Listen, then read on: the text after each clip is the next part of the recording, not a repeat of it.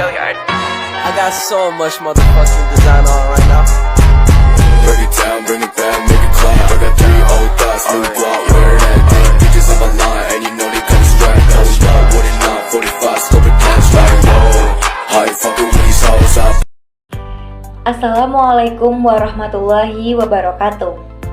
Salam sejahtera untuk kita semua. Yang terhormat Ibu Nita Sofia, SPD MPDE, selaku dosen pengampu pada mata kuliah Strategi Pembelajaran Ekonomi. Seterusnya teman-teman yang berbahagia. Perkenalkan, kami dari kelompok pertama pada mata kuliah Strategi Pembelajaran Ekonomi. Di sini kami akan membahas materi mengenai konsep dasar pembelajaran. Namun sebelum masuk kepada materi, di sini saya akan memperkenalkan terlebih dahulu anggota dari kelompok pertama.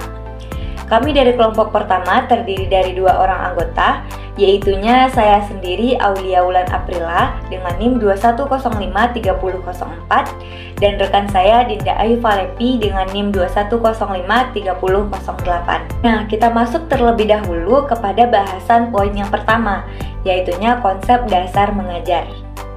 Di dalam kehidupan kita sehari-hari, tentunya belajar, mengajar, dan juga pembelajaran bukanlah merupakan suatu hal yang asing dan sudah sering kita dengar.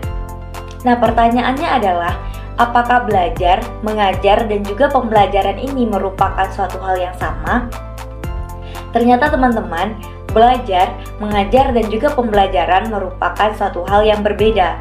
Berdasarkan pengertiannya, bahwasanya belajar merupakan suatu hal ataupun proses yang dilakukan oleh setiap individu untuk mengubah perilakunya, baik itu dalam bentuk pengetahuan, keterampilan, nilai, ataupun sikap yang nantinya bisa dijadikan sebagai pengalaman dari materi yang sudah ia dapatkan.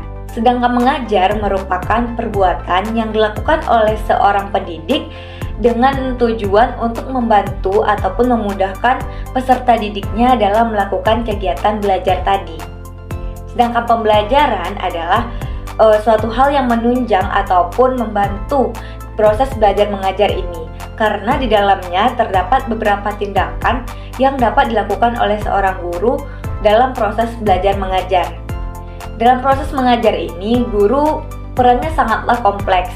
Bukan hanya untuk menyampaikan informasi ataupun materi kepada siswa, namun guru juga harus mampu memahami dan membaca kondisi. Sehingga dengan mengetahui kondisi dan juga beberapa sifat siswa, guru bisa memilih metode pembelajaran apa yang harus ia berikan kepada siswa tersebut agar siswa itu mampu memahami materi yang sudah ia sampaikan. Nah, dalam konsep dasar mengajar juga terdapat 2 bahasan yang akan kita bahas. Yang pertama adalah mengajar sebagai proses menyampaikan materi pembelajaran.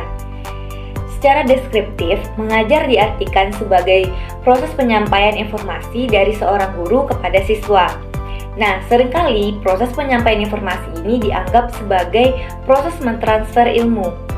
Mentransfer dalam konteks ini bukan hanya berarti memindahkan, namun juga menyebarluaskan dan menanamkan ilmu dari seorang guru kepada siswanya.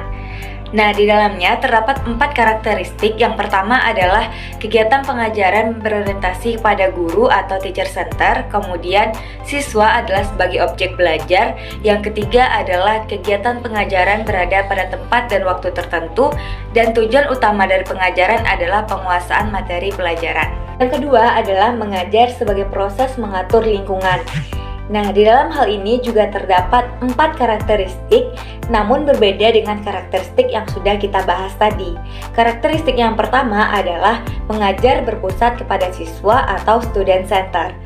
Nah, dalam hal ini proses belajar bukan lagi berdasarkan selera guru, namun lebih kepada selera peserta didik ataupun siswa. Hendak belajar apa siswa sesuai dengan topik yang harus ia pelajari. Nah, peran guru bukan lagi sebagai sumber dari pembelajaran, namun lebih kepada fasilitator yang harus siap sedia, membantu, membimbing, dan juga memfasilitasi siswa dalam belajar. Nah, yang kedua adalah siswa sebagai subjek belajar. Dalam hal ini, siswa bukan lagi sebagai organisme yang pasif, namun dianggap sebagai organisme yang aktif, yang mampu mengembangkan potensi dan juga kemampuan yang ia miliki. Dan gaya belajar juga ditentukan oleh seorang siswa sesuai yang ia inginkan. Nah, yang ketiga adalah proses pembelajaran dapat berlangsung di mana saja. Teman-teman semua, tempat untuk belajar bukan hanya di kelas. Kelas bukanlah satu-satunya tempat belajar siswa, namun juga bisa memanfaatkan berbagai tempat lain sesuai dengan kebutuhan materi siswa tersebut. Dan yang terakhir adalah pembelajaran berorientasi pada pencapaian tujuan. Nah, tujuan pembelajaran di sini bukan lagi sejauh mana siswa ini memahami materi, namun lebih ke sejauh mana siswa ini dapat melakukan atau mengikuti proses belajar, dan sejauh mana proses belajar ini mampu mengubah perilaku tingkah laku siswa tersebut. Baiklah, kita masuk kepada poin bahasan yang kedua, yaitu perubahan paradigma dalam pembelajaran. Sebelum kita masuk ke perubahan-perubahan apa saja yang terjadi pada paradigma pembelajaran, tentunya kita harus mengetahui terlebih dahulu apa itu paradigma. Paradigma adalah cara pandang seseorang terhadap sesuatu yang ia pikirkan berdasarkan asumsi dan nilai tertentu yang dipengaruhi oleh keadaan lingkungan dan faktor situasi.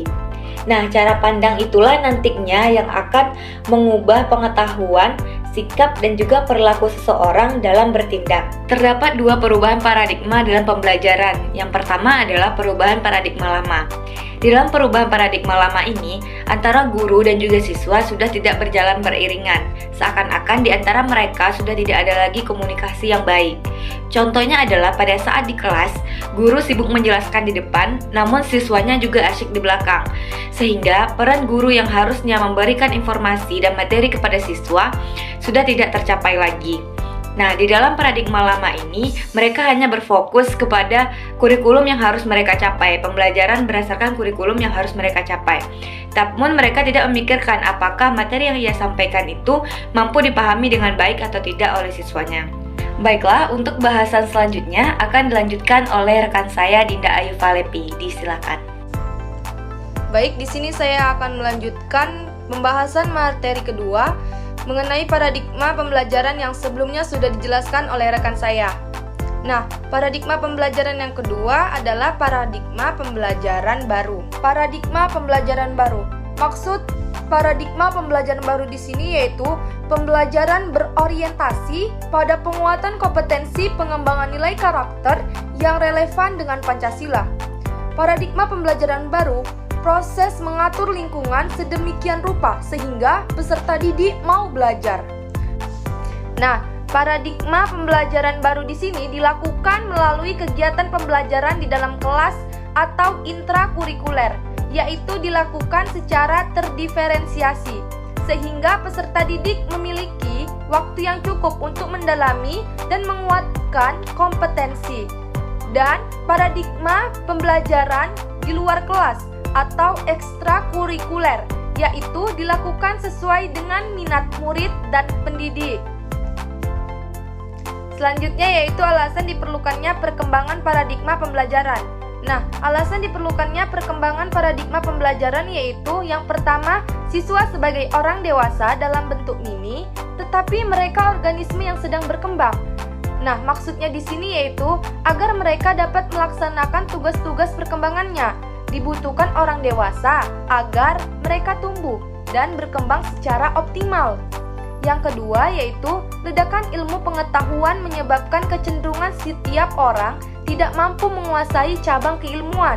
Maksudnya di sini yaitu bahwa belajar tak hanya menghafal informasi, menghafal rumus-rumus, tetapi bagaimana menggunakan informasi tersebut untuk mengasah kemampuan berpikir. Yang ketiga yaitu penemuan baru khususnya bidang psikologi. Nah, penemuan baru khususnya di bidang psikologi yang mengakibatkan pemahaman baru terhadap perubahan tingkah laku manusia. Materi C, makna mengajar. Menurut Bronswell, pada tahun 1980 telah mengemukakan 3 prinsip penting dalam makna mengajar. Yang pertama, proses mengajar. Proses mengajar merupakan pembentukan kreasi lingkungan yang dapat membentuk atau mengubah struktur kognitif siswa. Yang kedua, tipe-tipe pengetahuan dalam mengajar. Ada 3 pengetahuan dalam mengajar. Yang pertama, pengetahuan fisis. Yang kedua, pengetahuan sosial. Yang ketiga, pengetahuan logika. Prinsip yang ketiga, mengajar termasuk hubungan sosial. Melalui hubungan sosial, anak belajar lebih efektif dibandingkan dengan belajar yang menjauhkan dari hubungan sosial. Oke, next. Karakteristik dalam mengajar. Ada 3 karakteristik dalam mengajar. Yang pertama, mengajar adalah proses berpikir. Dalam mengajar, proses berpikir tidak hanya menekankan kepada pengetahuan materi saja, tetapi kemampuan siswa untuk memperoleh pengetahuan sendiri. Yang kedua, proses mengajar adalah memanfaatkan potensi otak. Dalam pemanfaatan potensi otak, harus disesuaikan dengan cara berpikirnya otak itu sendiri. Kedua belahan otak harus dikembangkan secara optimal dan seimbang. Karakteristik yang ketiga yaitu pelajaran berlangsung sepanjang hayat. Belajar merupakan proses terus-menerus yang tak pernah henti dari burayan sampai ke liang lahat. Artinya, tuntutlah ilmu dari kecil hingga sampai tua nanti. Nah, ternyata dalam konteks belajar sepanjang hayat, terdapat 4 pilar pendidikan universal yang dirumuskan oleh UNESCO pada tahun 1946. Yang pertama, learning to know, artinya mengandung pengertian bahwa belajar berorientasi kepada hasil belajar. Yang kedua, learning to do. Learning to do di sini bahwa belajar bukan hanya sekedar mendengar dan melihat. Yang ketiga, learning to be. Learning to be bahwa belajar membentuk manusia menjadi dirinya sendiri. Yang keempat, learning to live together. Bahwa belajar itu untuk bekerja sama.